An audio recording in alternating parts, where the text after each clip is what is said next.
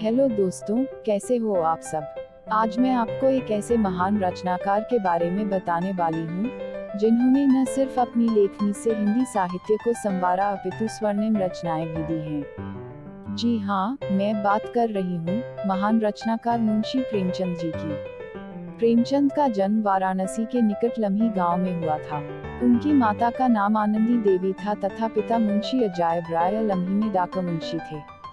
उनकी शिक्षा का आरंभ उर्दू, फारसी से हुआ और जीवनयापन का अध्यापन से पढ़ने का शौक उन्हें बचपन से ही लग गया। 13 साल की उम्र में ही उन्होंने तिलिस्म में होशरुबा पढ़ लिया और उन्होंने उर्दू के मशहूर रचनाकार रत्ननाथ, शरसार, मिर्जा हादी रुस्वा और मौलाना शरर के उपन्यासों से परिचय प्राप्त कर लिया। 1898 में मैट्रिक की परीक्षा उत्तीर्ण करने के बाद वे एक स्थानीय विद्यालय में शिक्षक नियुक्त हो गए। नौकरी के साथ ही उन्होंने पढ़ाई जारी रखी। 1910 में उन्होंने अंग्रेजी, दर्शन, फारसी और इतिहास लेकर इंटर पास किया और 1919 में बी.ए. पास करने के बाद शिक्षा विभाग के इंस्पेक्टर पद पर नियुक्त हुए। 7 वर्ष की अवस्था में उनकी माता तथा 14 वर्ष की अवस्था में पिता का देहांत हो जाने के कारण उनका प्रारंभिक जीवन संघर्षमय रहा। उनका पहला विवाह उन दिनों की परंपरा के अनुसार 15 साल की उम्र में हुआ जो सफल नहीं रहा। वे आर्य समाज से प्रभावित रहे जो उस समय का बहुत बड़ा धार्मिक और सामाजिक आंदोलन था। उन्होंने विधवा विवाह का समर्थन किया और 1906 में दूसरा विवाह अपनी प्रगतिशील परंपरा के अनुरूप बाल विधवा शिवरानी देवी से किया। उनकी 3 संतानें हुई श्रीपत राय, अमृत राय और कमला देवी श्रीवास्तव। 1910 में उनकी रचना सोजे वतन राष्ट्र का विलाप के लिए हमीरपुर के जिला कलेक्टर ने तलब किया और उन पर जनता को भड़काने का आरोप लगाया। सोजे वतन की सभी प्रतियां जब्त कर नष्ट कर दी गईं।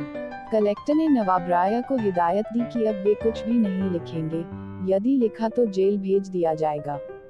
इस समय तक प्रेमचंद धनपत राय नाम से लिखते थे। उर्दू में प्रकाशित होने वाली जमाना पत्रिका के संपादक और उनके अजीज दोस्त मुंशी दयानारायण निगम ने उन्हें प्रेमचंद नाम से लिखने की सलाह दी। इसके बाद वे प्रेमचंद के नाम से लिखने लगे। उन्होंने आरंभिक लेखन जमाना पत्रिका में ही किया। जीवन के अंतिम दिनों में वे गंभीर रूप से बीमार पड़े। उनका उपन्यास मंगलसूत्र पूरा नहीं हो सका और लंबी बीमारी के बाद 8 अक्टूबर 1936 को उनका निधन हो गया।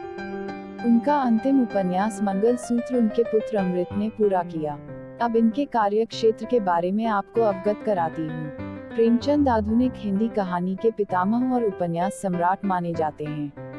यूं तो उनके साहित्यिक जीवन का आरंभ 1901 से हो चुका था, पर उनकी पहली हिंदी कहानी सरस्वती पत्रिका के दिसंबर अंक में 1915 में सौंत नाम से प्रकाशित हुई और 1936 में अंतिम कहानी कफन नाम से प्रकाशित हुई।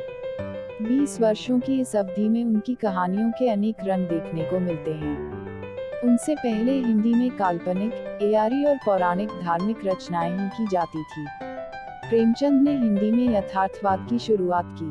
भारतीय साहित्य का बहुत सा विमर्श जो बाद में प्रमुखता से उभरा, चाहे वह दलित साहित्य हो या नारी साहित्य, उसकी जड़ें कहीं गहरे प्रेमचंद के साहित्य में दिखाई देती हैं। प्रेमचंद के लेख, पहली रचना के अनुसार उनकी पहली रचना अपने मामा पर लिखा व्यंग्य थी, जो अब अनुपलब्ध है। उनका पहला उपलब्ध लेखन उनका उर्दू उपन्यास असरारे माबिद है। प्रेमचंद का दूसरा उपन्यास हम खुरमा व हम अस्वाब, जिसका हिंदी रूपांतरण प्रेमा नाम से 1907 में प्रकाशित हुआ। इसके बाद प्रेमचंद का पहला कहानी संग्रह सोजे वतन नाम से आया, जो 1908 में प्रकाशित हुआ। सोजे वतन यानी देश का दर्द। देशभक्ति की भावना से उत्प्रोत होने के कारण इस पर अंग्रेजी सरकार ने रोक लगा दी और इसके लेखक को भविष्य में इस तरह का लेखन न करने की चेतावनी दी। इसके कारण उन्हें नाम बदलकर लिखना पड़ा।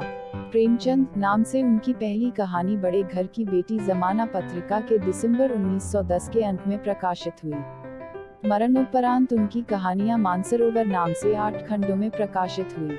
मुंशी प्रेमचंद की अधिकतर कहानियों में निम्न व मध्यम वर्ग का चित्रण है। डॉक्टर कमल किशोर गोयनका ने प्रेमचंद की संपूर्ण हिंदी उर्दू कहानी को प्रेमचंद कहानी रचनावली नाम से प्रकाशित कराया है। उनके अनुसार प्रेमचंद ने कुल 301 कहानियां लिखी हैं, जिनमें 3 अभी अप्राप्य हैं। प्रेमचंद का पहला कहानी संग्रह सोजे वतन नाम से जून 1908 में प्रकाशित हुआ। इसी संग्रह की पहली कहानी दुनिया का सबसे अनमोल रतन को आमतौर पर उनकी पहली प्रकाशित कहानी माना जाता रहा है।